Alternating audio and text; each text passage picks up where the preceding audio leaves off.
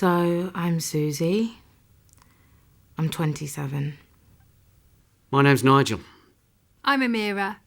I'm 18 in 10 days' time. I'm from Bawdsley Green in Birmingham. I've got Amelie, who's 5, and Jaden, who's 3. They're outside with my sister. I have a skip hire business here in Birmingham, in the city centre. My sister's got them for a few hours. I live in Erdington with my wife and kids. 3 kids. 15, 13 and 8. After my GCSEs, I went to college to study business and law. I don't know why I picked business and law. I just didn't know what I wanted to do. I went back after the summer in September, but it's just not right for me. And I have to go home on most days to look after my nanny. She lives with us. She's got dementia, so she can't remember stuff. I've got a Birmingham business. I've lived in Birmingham all my life. My parents and their parents were born in Birmingham. I employ 5 local people, plus my wife and my father-in-law. I have to keep looking at my phone in case Jaden's driving my sister mad. She's fine with Amelie. She loves playing with Amelie, but Jaden's got a lot of energy. He uses me like a climbing frame the whole time. So I come back after college and look after my nanny on most days. And while my parents are both at work, we make brantas. She likes making brantas. She likes the feel of it. And whatever else she can't remember, she can surely remember how to make brantas. It helps her stay focused, otherwise she gets upset. So in the evening or late in the afternoon, we make brantas. We make brantas when she's feeling confused, brantas when she's feeling upset. We make brantas a lot. Brantas with cauliflower and onion, brantas with potato, just sometimes with butter. I'm in the city centre every day. My wife's in every day. My father-in-law's in every day. We're all driving and we all need our cars. My wife's dropping off and picking up the kids. I have to be able to jump in mine at the drop of a hat if there's a problem or I need to see a customer. I never asked to be a single parent. And I never thought when I was pregnant, when I was with Mark, that I'd be a single parent. But shit just happens sometimes and you have to deal with it. So I didn't tell my mum. She's on her own. She brought us up on her own and she's still on her own now. She reckons she can smell a bad bloke a mile away. She says the world stinks. Maybe she's right.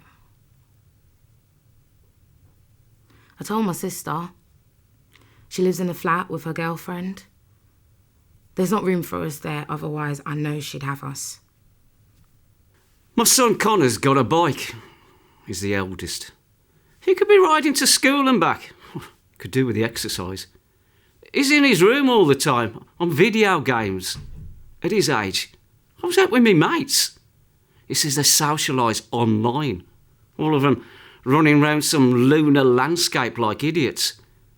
He put a hole in his bedroom door when they lost a battle the other week. But his mum said it's too dangerous. There was a boy his age got killed. She said he can cycle on the pavement. Connor says he'll get shouted at by old ladies. We don't row much, but we've had some bad words about it, me and Dawn, I'm not going to lie. I mean, what job's he going to be fit for at the end of all this? Taking out alien life forms while jumping from rooftop to rooftop.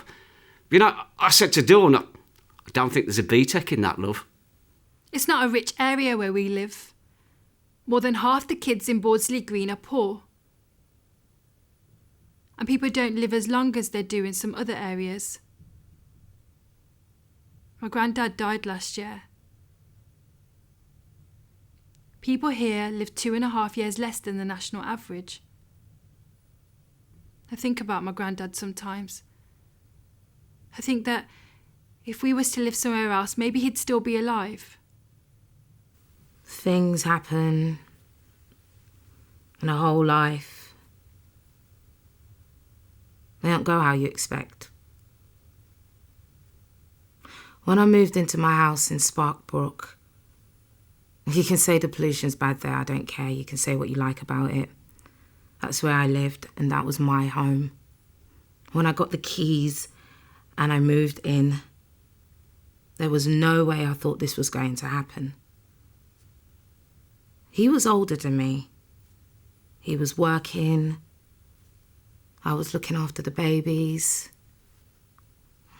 Babies they were then. My best friend from school, Ella, she left at the end of year 11.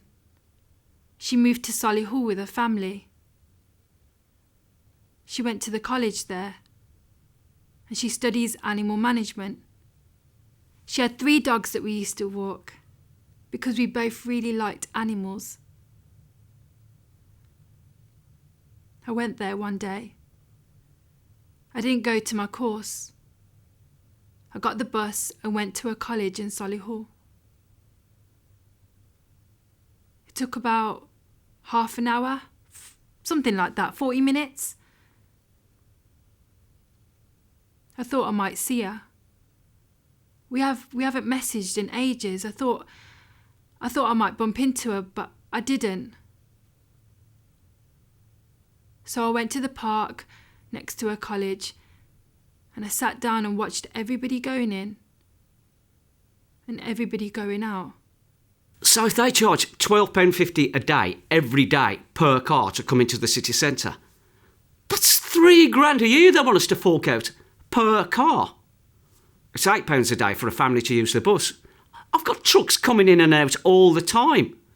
£100 the same for a commercial vehicle.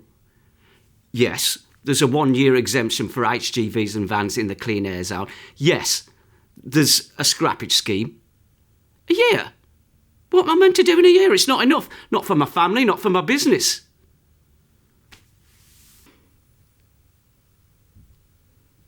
He left when Jaden was 10 months old. I didn't say anything to my family because they didn't like Mark. They never liked him. So I stuck my neck out and said he was all that, and then he wasn't. It was the first time I'd ever been on my own, so I went for benefit, universal credit. It's like a full-time job trying to get benefit, like trying to keep benefit. Being made to feel like you're doing something wrong all the time is a full-time job. And it takes ages to come through.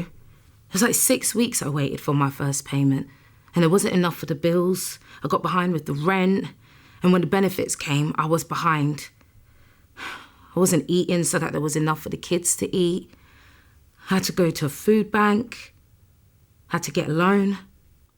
We'll go under. That's what will happen. And what about the people that work for me? What will happen to them? I've built this business up over the last 12 years. Why am I being punished? It feels personal. It feels really personal.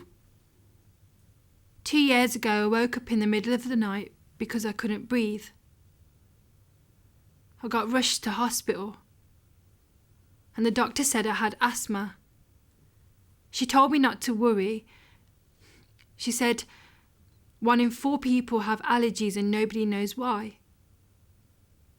And she said when the air pollution's bad, you're more likely to get the symptoms, and you're more likely to have asthma attacks. So when the air pollution's bad, I can just feel it. I have to stay in. I can just feel it. I don't want air pollution. I don't want my kids breathing polluted air. That's not the point. The point is, make it fair for everyone. In our lives, we breathe more than 250 million litres of air into our lungs. That's 10,000 litres a day. That's 5,000 cola bottles every day, the big plastic ones. I didn't think about this before I had asthma. There's always been a lot of traffic in my area. When we got evicted, I saw someone at the YMCA. She said, "It's not just me." She said, 1 in 5 households in Birmingham are pushed to poverty by the cost of heating and lighting. That's 70,000 households. So it's not just me. A quarter of single parent families. It's 1 in 4.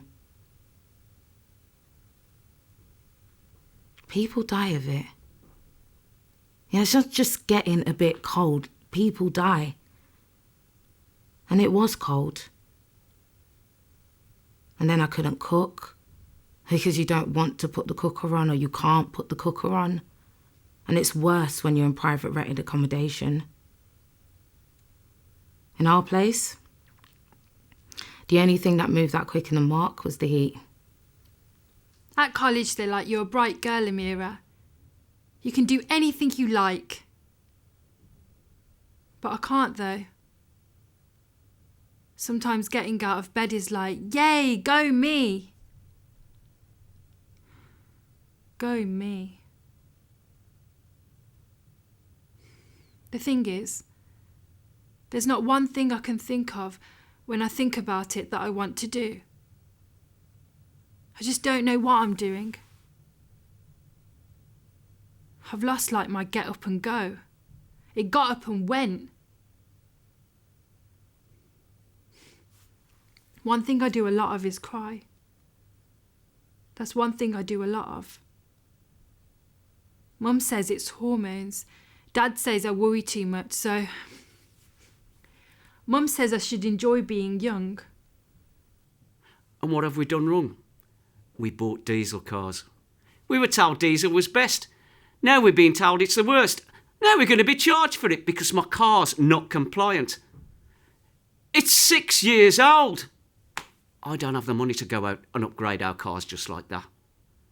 If you're a big business, sure, switch to electric or low emission fleets. I can't do that. It's us who are going to suffer. So people from Kings Heath and Solihull can drive in and pay their £6 or their £10 to go shopping or go for a meal now, skin off their noses, makes no odds to them. You're basically driving ordinary families off the road to make space for the rich. We're living at the Travel Lodge at the Frankley services at the minute. M5 southbound. We've been there since March. And it's not just me. It's not just me at Frankley. There's about 20 families there. Some of them have 5 in a room. Some of them been there a year.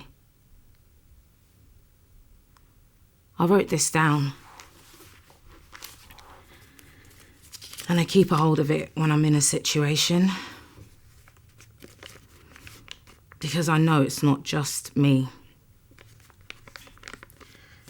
According to figures, there were 3,479 families found to actually be homeless in Birmingham in 2016 to 2017. And of these, 1,892 were single mums. Like I said, it's not just me. Sometimes Nanny falls asleep in her chair. I try to stop her, but sometimes there's just no stopping her. And when she wakes up, she just doesn't know what's going on. I've been getting chest pains, headaches. I feel like I'm going to faint. The doctor did tests. He says everything's come back normal. All the tests came back fine. The council said it's got significant financial challenges. But you've still got to deal with the waste. We're a throwaway society. You saw what happened with the bin strike before, and there's fly tipping. I'll go for properties. You do it online. I go for them whenever they come up, but I never get them. Nanny says it's the air. She says the air's heavy. Heavy outside her, heavy inside her.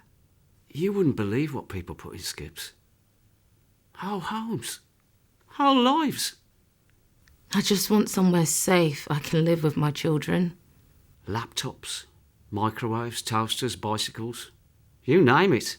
She says there are things in the air weighing her down. I just want somewhere I can make their food and they can go outside. And more people living here equals more rubbish. She gets angry, but you can't get away from air, can you? My dad says it's like fish being angry with water.